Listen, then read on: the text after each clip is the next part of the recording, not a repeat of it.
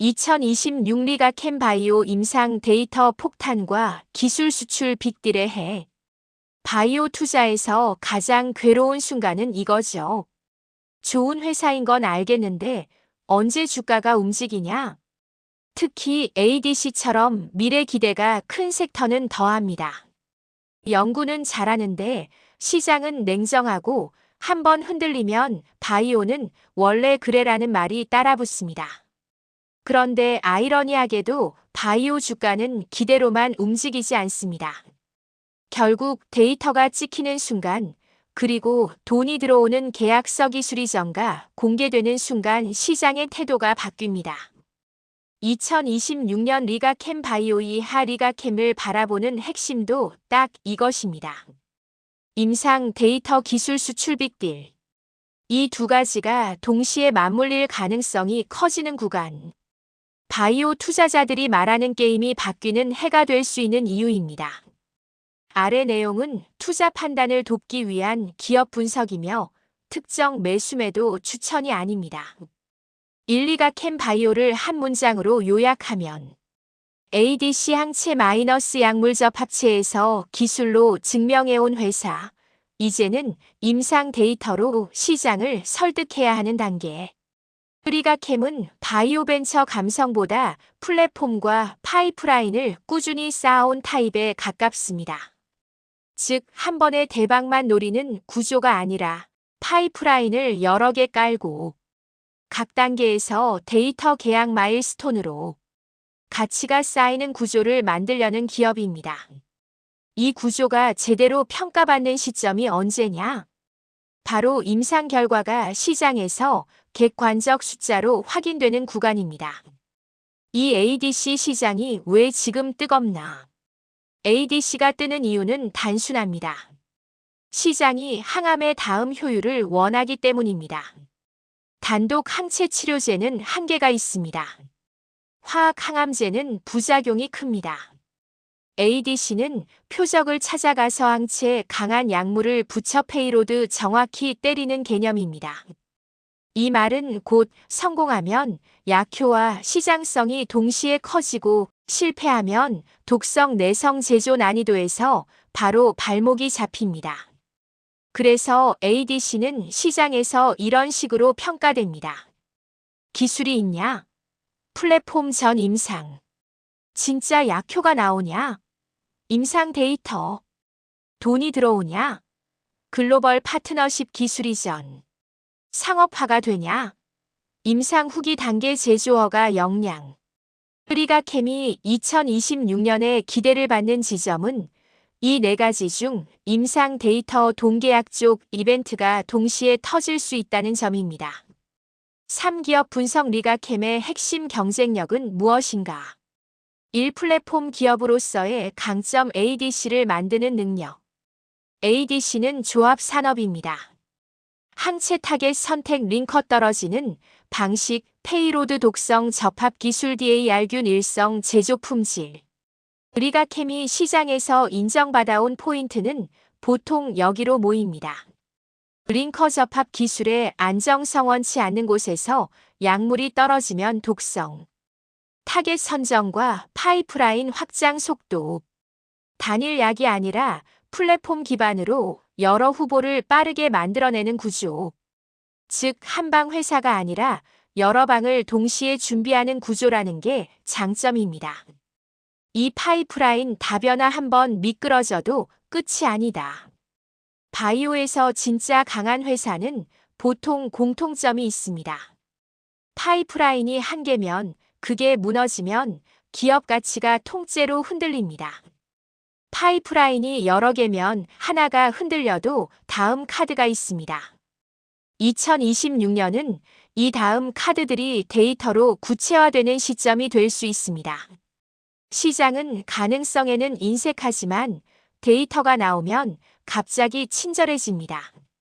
3. 기술이 전해로 모멘텀 바이오에서 가장 강한 현금 이벤트. 기술 이전은 주가 이벤트가 아니라 기업 구조 이벤트입니다. 계약 금업 프런트 당장 들어오는 돈. 마일스톤 다음 단계 성공 시 돈. 로열티 상업화 이후 돈. 중요한 건 기술 이전은 단순히 돈이 아니라 글로벌 파트너가 검증했다는 외부 인증이 붙는다는 점입니다. 바이오 주식에서 외부 인증은 실적만큼 강합니다. 2026년 임상 데이터 폭탄이 왜 핵심인가? 바이오 기업의 2026년은 사실 한 줄로 요약됩니다. 좋은 말에서 좋은 숫자로 바뀌는 해. 임상 데이터가 나오면 시장은 질문을 이렇게 바꿉니다. 과거 이 회사 기술 좋아?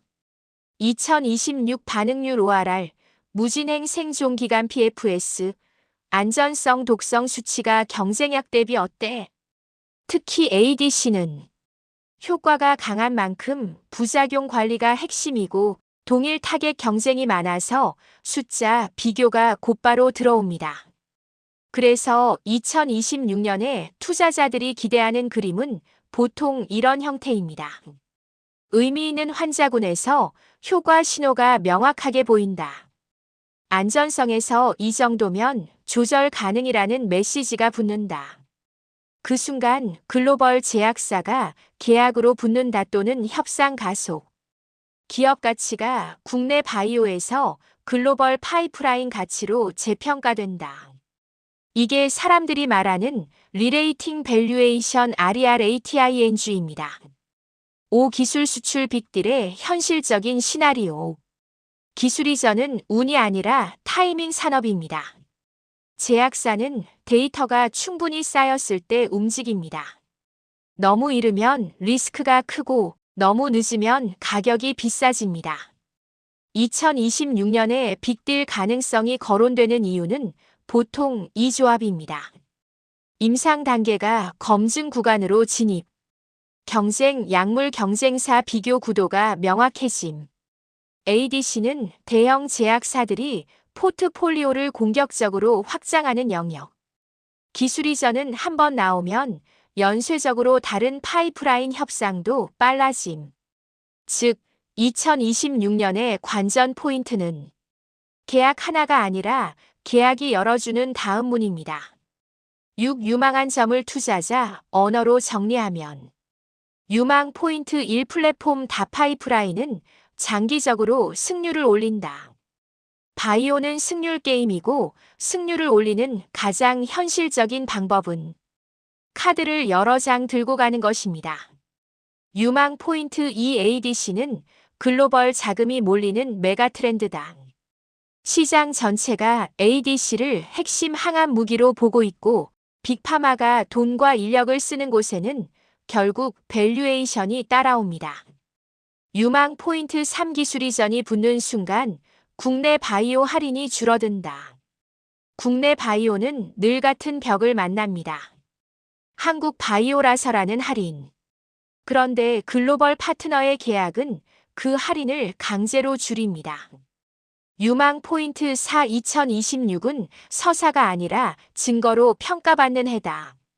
서사는 2025년까지도 충분히 만들었습니다. 2026년은 증거 임상 숫자로 넘어가는 구간. 이 구간이 열리면 주가는 생각보다 빠르게 재평가됩니다. 7 리스크도 반드시 봐야 한다. 바이오에서 좋은 분석은 장점만 나열하지 않습니다. 2026년에 특히 체크해야 할 리스크는 아래입니다. 임상 데이터 변동성 환자 스코어트 평가 기준에 따라 숫자가 흔들릴 수 있음. 독성 이슈 ADC는 강한 만큼 안전성 이슈가 밸류를 즉시 깎음. 경쟁 심화 동일 타겟 경쟁사가 먼저 좋은 데이터 허가를 가져가면 비교가 가혹해짐. 기술 이전 지연 협상은 진행돼도 시장이 원하는 공시는 늦어질 수 있음. 자금 이석 우려 개발비는 계속 들어가며 자금 조달 이슈가 주가를 흔들 수 있음. 결론은 이겁니다. 데이터와 계약이 나오면 위 리스크가 줄고 안 나오면 리스크가 확대된다. 그래서 2026이 갈림길로 불리는 겁니다. 8 2026년 관전 포인트 체크리스트 유튜브용 핵심. 영상에서 이 포인트만 반복해도 시청자 이해가 확 올라갑니다. 2026년에 어떤 임상 데이터가 나오는가? 시점 코호트 지표. 경쟁약 대비 효과가 의미 있게 우위인가? 혹은 안전성이 강점인가? 기술이 전개약 뉴스가 뜨는가? 어프런트 마일스톤 구조는 어떤가? 데이터 이후 추가 코호트 확장 혹은 임상 단계 업그레이드가 가능한가? 자금 조달 이슈는 안정적인가? 현금 흐름 희석 리스크. 구 마무리 2026년은 기대의 해가 아니라 증명의 해. 바이오에서 가장 큰 상승은 보통 이런 순서로 옵니다. 가능성 데이터 계약 재평가. 우리가 캠의 2026년은 바로 이 흐름에서 데이터와 계약이 중심에 놓이는 해가 될 수 있습니다. 그래서 제목이 과장이 아닙니다. 임상 데이터 폭탄과 기술 수출 빅딜의 해. 이 말이 진짜가 되는 순간 시장의 프레임은 바뀝니다. 테마주가 아니라 검증된 파이프라인 기업으로